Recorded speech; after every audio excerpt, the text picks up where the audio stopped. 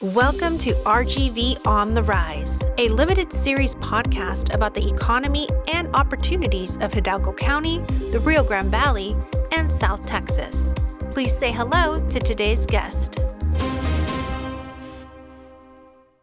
The South Texas All Hazards Conference is the largest free training event for first responders in the state.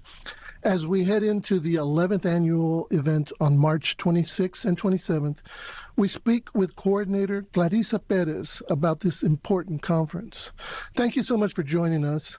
And I want to first off start with you telling us what the objective is of the All Hazards Conference.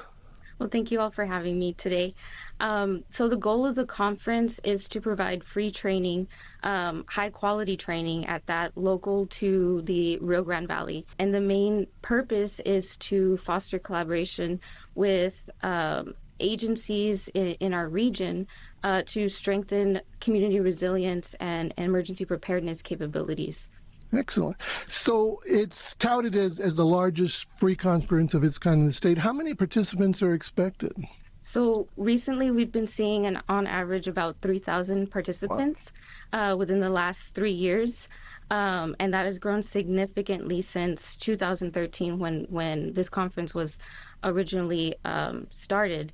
So it's grown, it's surged, and we're really excited. We want to expand and grow and continue to invite more people from across the state. And right now, where are the participants generally coming from? 75% of our attendees are from South Texas. Some do come from neighboring states. Of course, across the state as well. We do get some participants from Mexico. And so given the location of South Texas, we're in our proximity to the U.S.-Mexico border, our regional and binational partnerships are really important. And so this conference plays a huge role in bringing us together to be able to share and exchange ideas and just talk about the emerging threats and current topics that are happening in the emergency preparedness world. One more no-cost question, and then I will move on. But I'm curious, why no cost for this conference? Is there some objective to that? Mm-hmm. So when this conference was originally started, it was with the thought in mind of to provide high-quality training to local first responders, especially agencies of all sizes, those with limited budgets who could not send their staff to training up north because, as we all know, training can be costly, high quality training at that. So we decided that providing a free no-cost training down here in the Rio Grande Valley is something that was really needed. And so we like to keep that free no-cost training through funding through the DSHS and key partnerships like with the city of McAllen to be able to continue to provide this at no cost to our attendees. Excellent. Now, as you indicated, this is your 11th year. Can you tell us a little bit about how this conference has evolved? Sure. It started in 2013 from Miss Nancy Trevino and Mr. Chief Eddie Olivares, who attended another conference up north, and their idea was why not bring some high quality training down to the valley. It was a hurricane conference initially, wasn't it? Yes, okay. It was titled as the South Texas Hurricane Conference, and it was initially just to address the issues that we were having as a region responding to hurricanes. Okay. But that quickly evolved to an all hazards approach. So in 2015, I believe they expanded to include other training tracks to be able to provide an all hazards training approach to our region to strengthen our region's capabilities. Now, I understand there's several training tracks involved. Can you walk us through some of those tracks? Yes, so we have 6 tracks. We have our public health and medical track, and that focuses on disease outbreaks, emergency and medical response. And we also have our law enforcement and emergency management tracks, and those focus on emergency management coordination, logistics, disaster preparedness. Our law enforcement track does focus on border security topics, assessment for threats, and active shooter scenarios. So we also have our leadership track, which focuses on training our community leaders and our government and municipality leaderships positions, which focus on providing training for crisis leadership, interagency collaboration, and making decisions under pressure. We also have a public works track that brings together all of our public work responders to be able to educate them on anything related to hurricanes, debris removal, and coordinating with the other partners to be able to just provide recovery response efforts during man-made and natural disasters. And our newest track is the unique populations track. And so that track focuses on addressing the needs of vulnerable groups, including those with accessible needs, those that are medically fragile, and our non-English speaking communities. I want to delve a little bit deeper on that last track. You only implemented that in the last couple of years. Now, it emanated initially from the deaf and hard and hearing community, and the idea that during emergencies, first responders often don't know how to convey information to those who can't hear. And it has grown successfully, I imagine, over the last few years. What is the objective here? So the objective was that during COVID, obviously, we realized that there was a big gap in providing emergency needs to this community.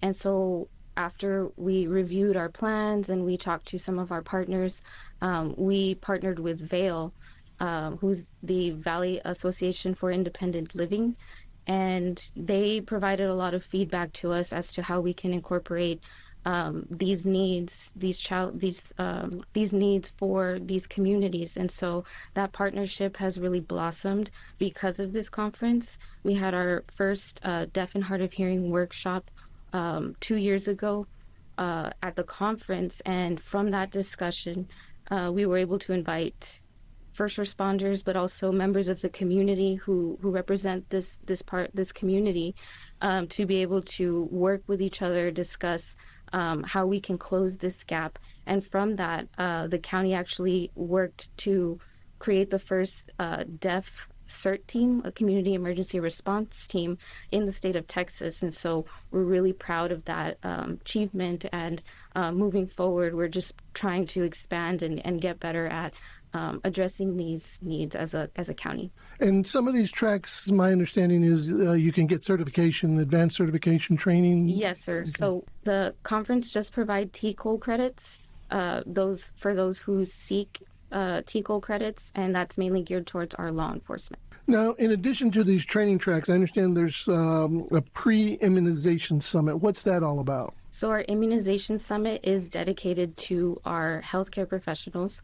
We bring all of our healthcare professionals together to discuss any vaccine-related topics that could be related to public health education on vaccines, any emerging trends, new technologies, advancements in science. So we bring together all of our partners, all of our healthcare providers, and they get to hear from our local epidemiologists, our pharmaceutical reps, and CDC experts on these topics. Now, every year, I understand the conference kicks off with a plenary session in the McAllen Performing Arts Center. Always have interesting speakers. What's on tap for this year? So we do have Brittany Castillo, who's the Ashbrit CEO.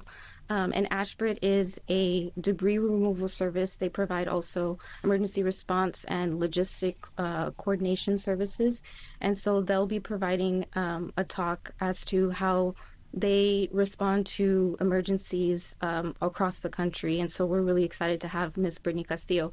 And then we're also going to have Stephen Murphy and Javier Peña, who are the subjects of the hit Netflix series Narcos. So they're retired DEA agents, and they're really excited. They're looking forward to coming. We got to talk to them on Zoom, but they're really excited to talk about how they worked together as a team during this takedown of Pablo Escobar, and how they made extreme decisions during life-threatening situations while they were on this mission. So there's nothing like the pressure that they faced. Absolutely, yeah. So we're looking forward to having them, and they're really excited to come down.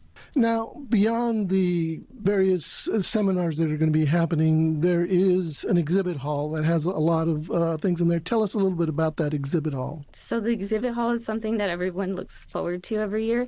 Our emergency management team does lead the planning for that, and they work really hard all year to make it fun and engaging for all of the attendees. So this year we have 80 booths. Various agencies will be there to, give out information, network, and we also do have a couple of games that are going to be going on throughout the exhibit hall. We have a bingo. We also have a raffle where you can enter to win a trip to Las Vegas. Oh. So that's something that is going to be really exciting for everybody. For emergency training purposes. Of course. But so yeah, that's something to look forward to this year. We'll also have Stephen Murphy and Javier Peña in a booth, and they'll be doing Q&As and any for meet and greets, as well as book signings. And there's also a lot of static displays, right? Emergency equipment, things like that. Yes, sir. We have a lot of exhibitors this year who will be bringing in their equipment just to show off what kind of equipment is out there during emergency response. So are there any other highlights this year that you'd like to tout? Yes. So we do have a new workshop. It's called our Respond Her Leadership Workshop.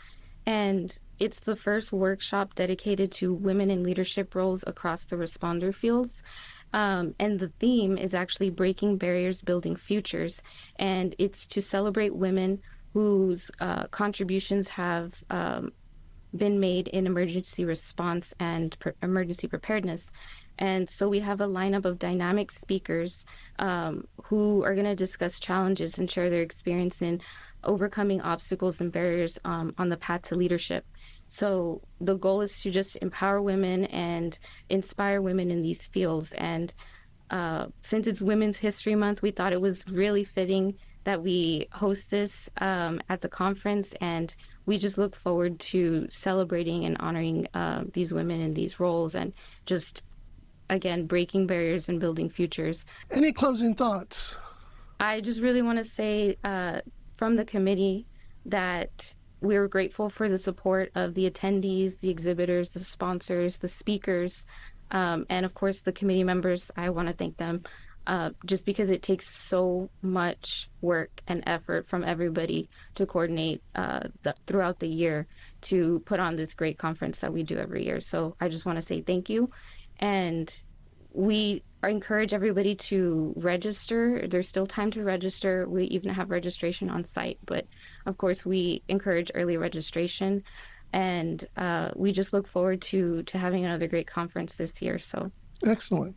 Clarissa Perez, coordinator of the South Texas All Hazards Conference, thank you so much. Thank you. In our next episode, we speak with the founder of Rioplex, a marketing firm working to transform the image of the RGV to bring growth and business to the region.